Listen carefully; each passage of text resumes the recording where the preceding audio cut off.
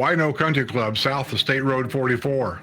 Officials render a decision on a $2,300 fine on a home out of compliance. Premier Medical advocates to pay a $750,000 fine for false medical billing. The Village's files for permits to remodel the Rialto Theater. Officials say that Miss Parr should be put on notice for selling homes that are out of compliance. Judy Bubishemeyer is irked by the color of a driveway. Another golf cart accident on Morris Boulevard. 91-year-old villager sentenced to 5 years in prison for hit and run finally sells her home in the Villages at a pretty substantial profit. People are unhappy with Florida's friendliest landscaping. A man living with his mother in the Villages was arrested after allegedly making threats with his tennis racket. A convicted rapist moves in a home in the Villages. 3 holes in one this week in the Villages. This and more coming up.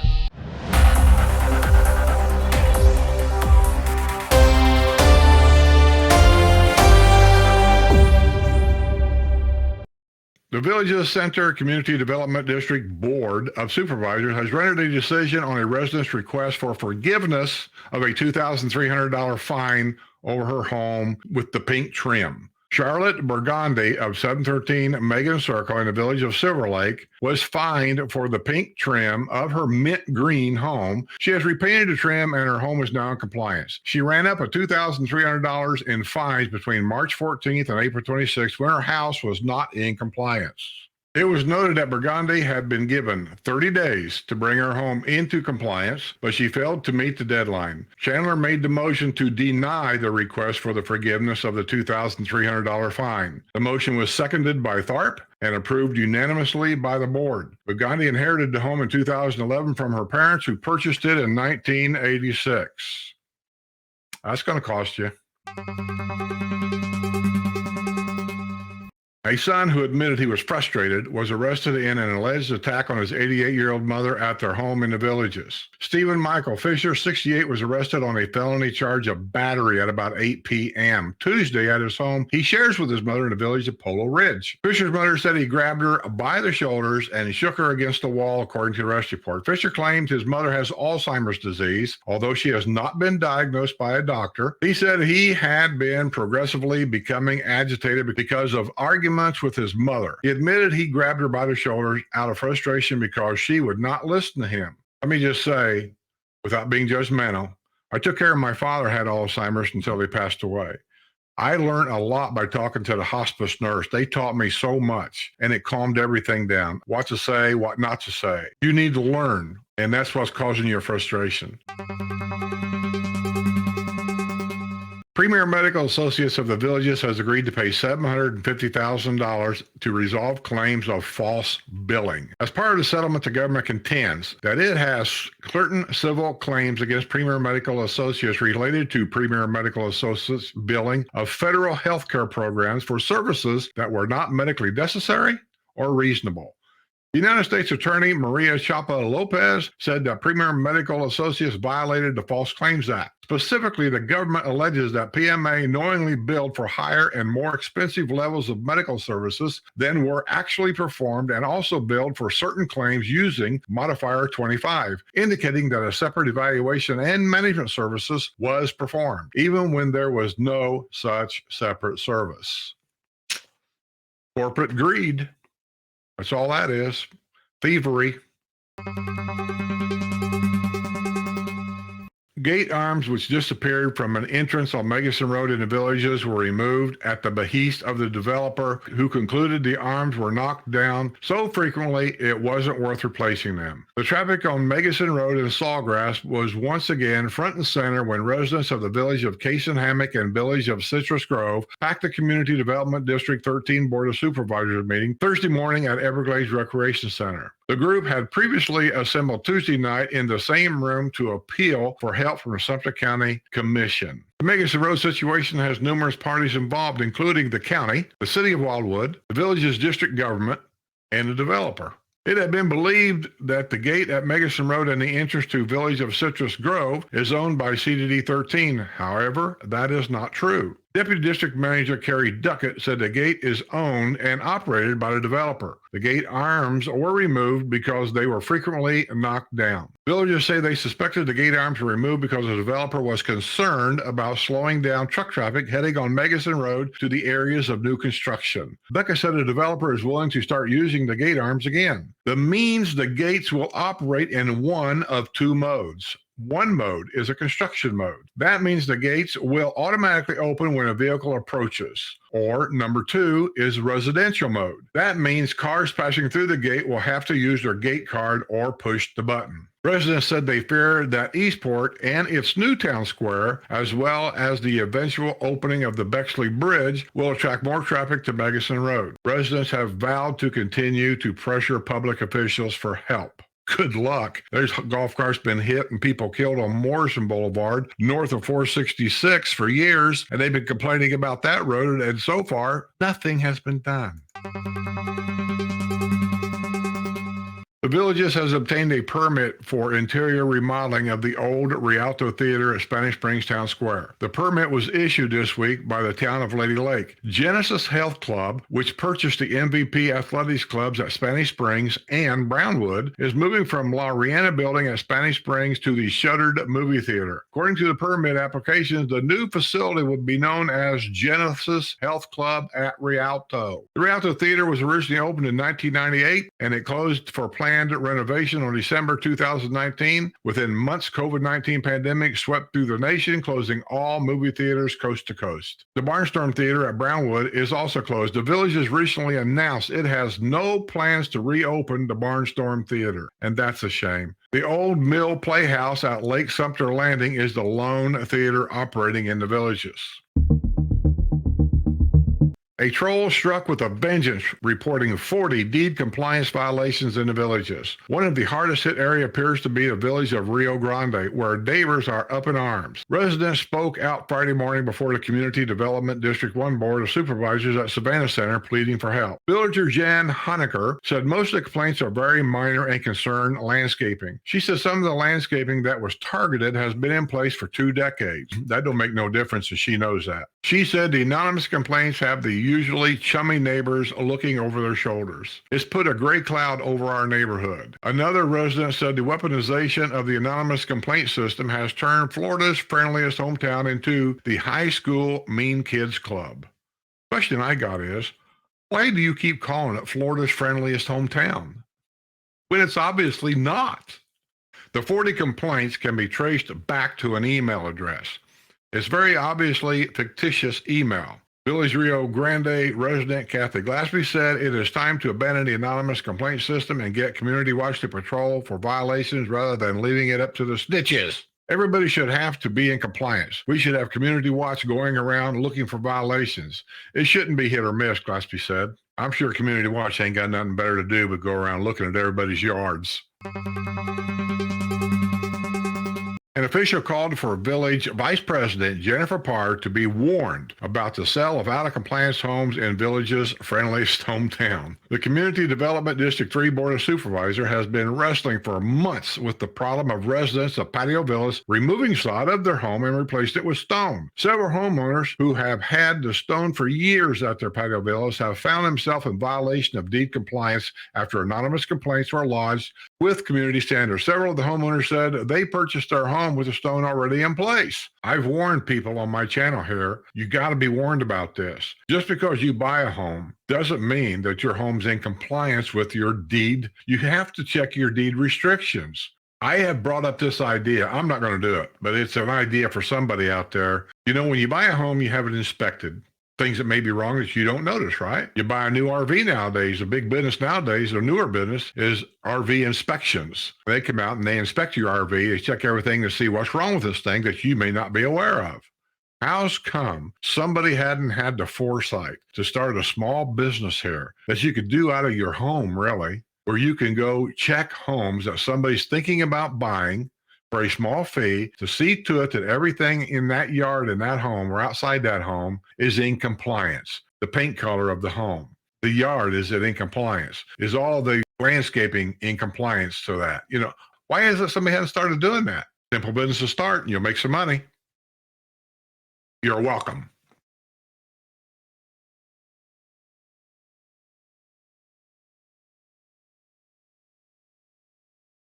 An out-of-state owner claimed to be unaware of mold growing on his villa in the Villages. The home at 16882 Southeast 94 Sunnybrook Circle in the Sunnyside Villas was the subject of a public hearing Friday afternoon before the Community Development District 4 Board of Supervisors. A complaint about the mold on a home owned by Charles Teeney was received February 14 by Community Standards. There were numerous attempts to contact the homeowner, according to evidence provided by the Community Standards of the hearing. When the homeowner was finally reached, he indicated he was out of state and unaware of the problem. He provided assurances he would have the landscaper take care of the mold. That's even funnier. However, an inspection of the property on Wednesday showed that the mold was still growing on the side of their home. The board agreed to give Tenney 7 days to get rid of the mold. However, if he fails to do so, a contractor will be hired to power wash the home at a rate of $150 per hour, and the cost will be billed to the homeowner in addition to $100 administration fees. Dude! Call No Pressure House Wash. $65, and they'll make that house look brand new. Why you want to pay these people $250 to, first of all, power wash a house? I don't recommend that at all. When you can get it done for $65 and a phone call. Your house, your money. A brightly painted driveway has irked an elected official in the Villages. Let me read it again. A brightly painted driveway has irked an elected official in the Villages. Supervisor Judy Burbishire brought a photo of the offending driveway to Friday morning's meeting of the Community Development District 1 Board of Supervisors at Savannah Center. This upsets me. It's not my neighborhood I moved into. I feel like it belongs in a trailer park. Ooh, that's cruel. Really, that's kind of nasty right there for a supervisor. Bubershire said she bought her home in the Villages in 1996. She believed the deed restrictions prevented residents from painting their driveways in hot, energetic neon colors. I've read a lot of deed restrictions. I haven't read those words. However, CD1 has no power to regulate driveway colors. Bubershire wondered when that changed. Me too. But I've never been a CD1. This could be their deed restriction. This is some of the differences that you can run into. Kathy Porter said someone in her neighborhood has a piano painted on the driveway. She agreed that the driveway issue is getting out of hand. It needs to be addressed. Well, I lived in CDD 8, which is Caroline and some other areas, but I lived in Caroline. I wanted to paint my driveway because I was part-time, and I wanted to paint my driveway because the mold issue you can get in your driveway, it seems that when you paint them, you don't have that issue anymore. So I called Romaldo. He done that one for me also. And when I went up to Architecture Review Committee to see if I needed to be approved for that, because some villa areas, and I don't know them all, some villa areas don't allow driveway paintings at all. And some do. I didn't know if mine did or not. So I went up to double check. Why pay the money? Double check just to make sure. And they told me, said, no, I didn't need any kind of permission for that. But I could only use certain colors. I said, well, how do I know what colors? They gave me a color palette for my neighborhood. They said, you can paint your driveway I believe it was any three colors that was on that palette that I could use for that driveway. So Romaldo came up with a great design and we did it. I never had a problem. So in that neighborhood, in CDD8 anyway, they do control the colors. CDD1, I don't know. That's why I always say, check your deed restrictions.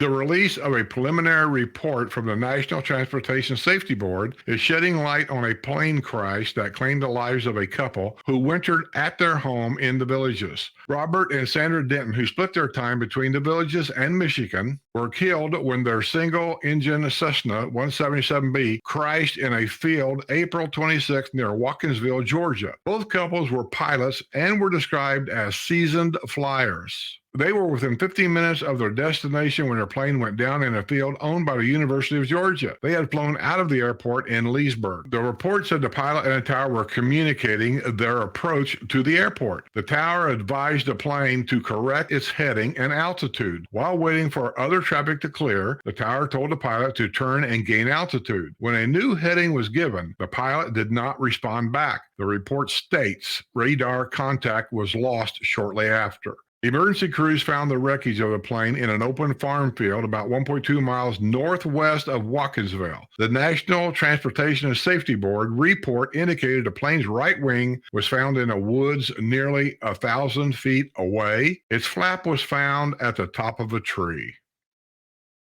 That is so sad. A villager was knocked from his golf cart after he was hit by a car on Morris Boulevard. The 75-year-old Village of Delmar man was driving a green 2010 Yamaha golf cart at 1 p.m. Friday as he was traveling north of Morris Boulevard and making a left turn onto Madero Drive at the entrance of the village of Santo Domingo. He turned into the path of a gold 2007 Cadillac CTS driven by a 77-year-old Lady Lake man. The Cadillac hit the right side of the golf cart and it overturned. The Village of Delmar man was knocked out of the golf cart. He was transported by ambulance to Ocala Regional Medical Center. He was ticketed on a charge of failure to yield the right-of-way. I can just take a guess of what happened here. He made a left turn from the golf cart lane. You never, ever do that. I can think of no situation in the villages where anybody would want to make a left turn from the golf cart lane. You always merge into traffic using a hand signal or your turn signals or both, and then you make your left turn in the lane of traffic. You do not turn from a golf cart lane in front of cars. That's probably what happened here. A little white cross has been placed on district property in the villages. The cross was placed on property along the multimodal path between the bridge over Lake Sumter and Lake Sumter Landing. Community Development District 8 has been waging a protracted legal war with Village of Tamarind Grove residents Wayne and Bonnie Anderson over a little white cross in their yard. CDD 8 maintains the little white cross as a lawn ornament, and therefore its placement in their yard is a violation of deed restrictions. CDD 8 supervisors are scheduled to huddle with their legal counsel on Friday to discuss the status of the case. I can tell you how that's going to work out. Lawyers going to say, do you really want to press this? You could end up with hundreds of thousands of dollars of legal fees over this little white cross. Is this what you really want to do?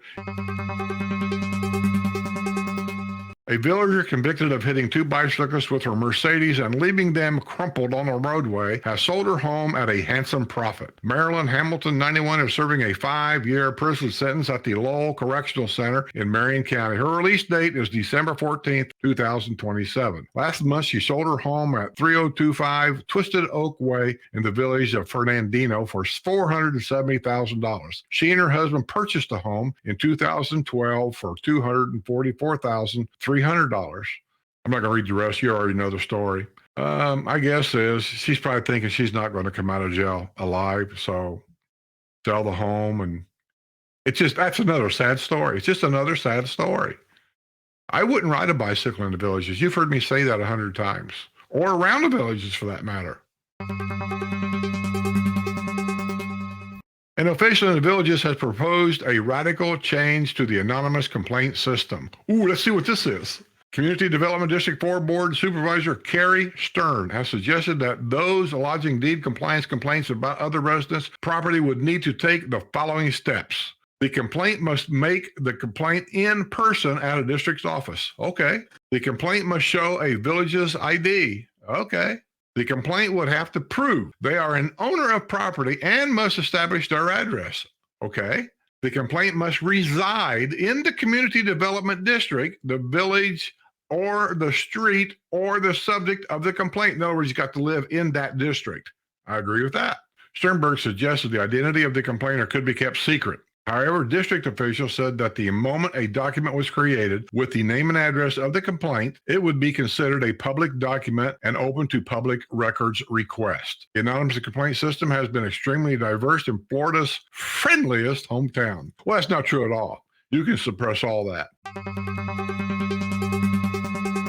The village's district government officials indicated that the home is the subject of a deed compliance case, but did not go further to detail because of its ongoing case. It's not clear whether the yard is considered to have Florida-friendly landscaping, which everybody hates, which is a holistic way of looking at the landscape. Florida-friendly landscaping is created with saving an estimated 340 million gallons of water last year throughout the state. However, many villagers have voiced opposition to Florida-friendly landscaping, and I'm one of them. If you keep it trimmed up, I got no problem with what you plant. But a lot of people, when they plant Florida's friendly landscaping, it's a way that they think you just let it grow. I don't have to trim it no more. I don't have to do anything. And that's not true.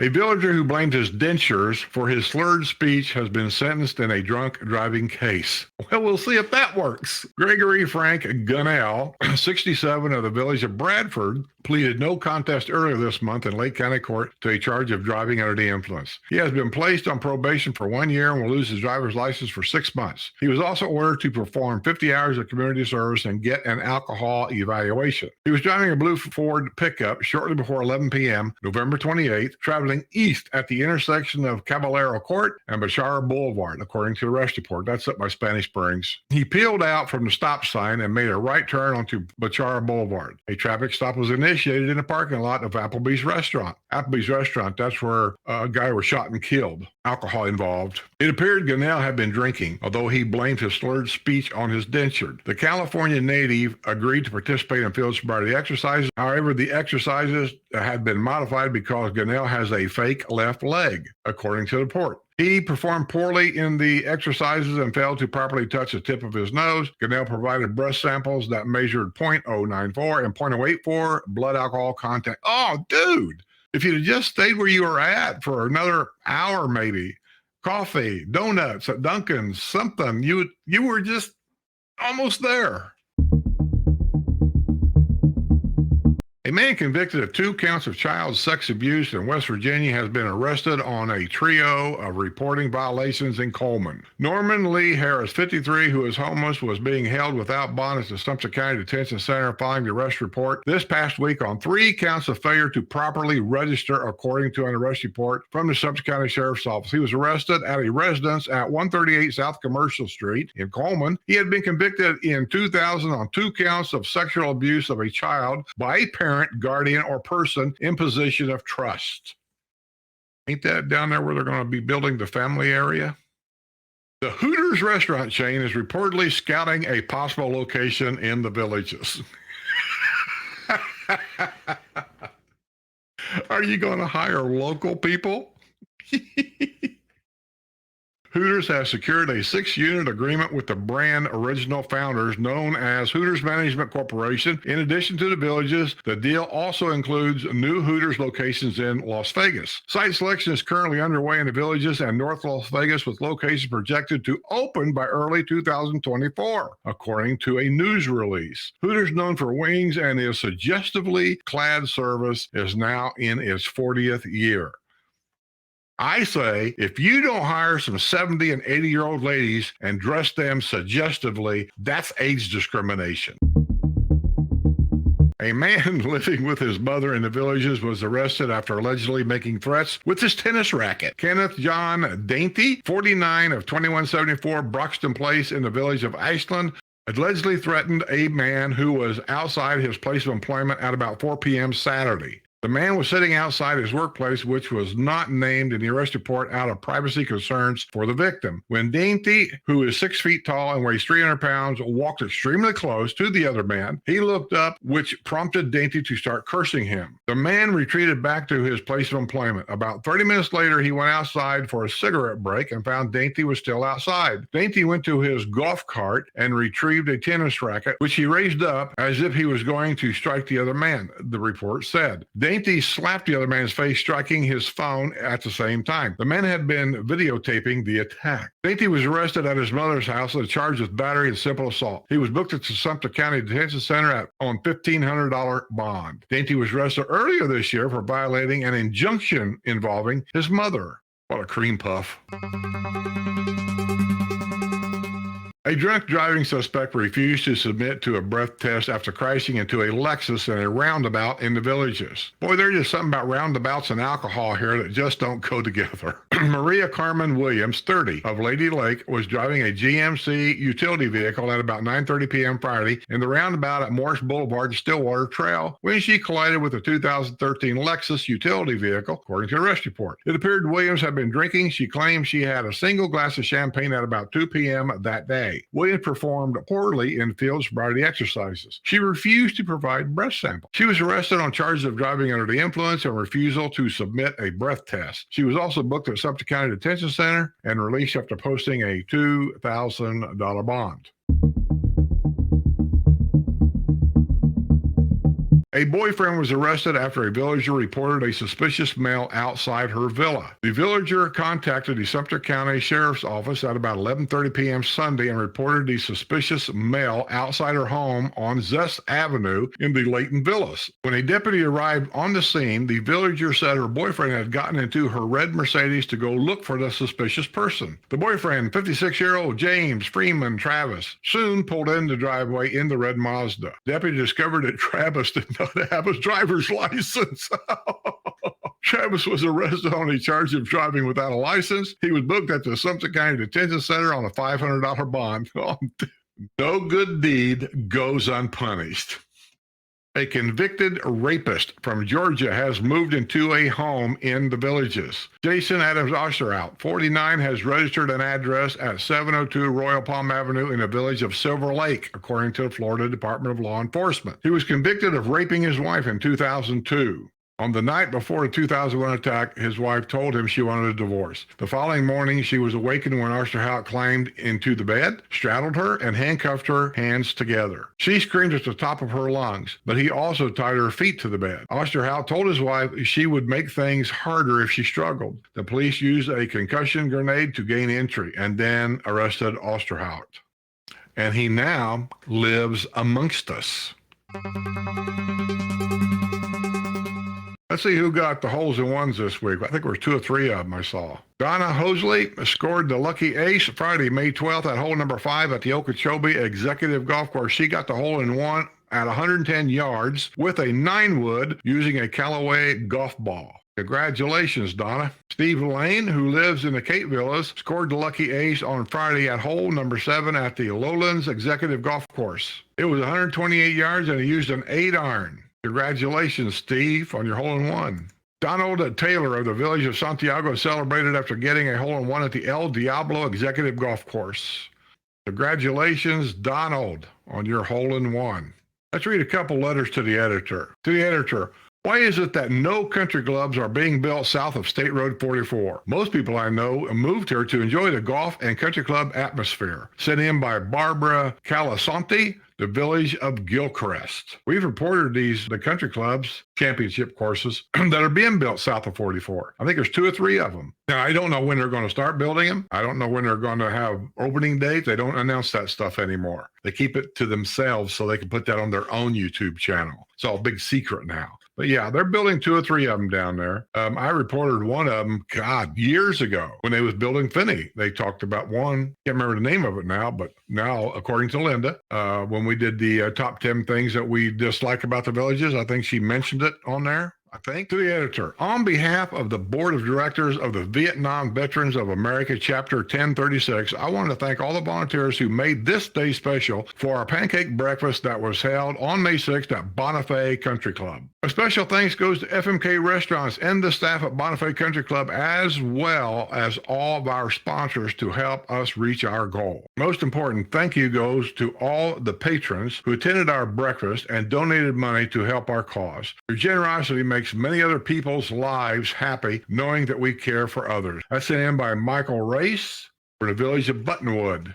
To the editor, I see that CDD1 supervisor spent time discussing the color of a driveway, a very important topic. Yet when I've brought up hundreds of safety issues like faded stop signs, obstructions in the site corridor at intersections, worn out pavement markers, they don't seem to want to be bothered. They should have an agenda topic at each of their meetings to discuss safety issues brought up by residents. The district staff should provide status updates and when the safety issues are going to be addressed. I think the supervisor should focus on important topics like safety. That's sent in by Kenneth Mann, village of Della Vista. Well, Kenneth, if I can put in my 2 cents, I don't disagree with anything what you said, but most of the roads here are public roads. Not all villa roads are public, so you need to check on that. So all the rest of the roads are public. That means that we don't have no say-so about what's done on them roads, about chuck holes and things like that. You need to talk to your county commissioner, whatever county you're in. Well, I think that's going to do it for the news this week. I got things to do. I got port sitting coming up tomorrow, and it's late, so I got to get out of here. So with that being said, don't leave your keys in the golf cart.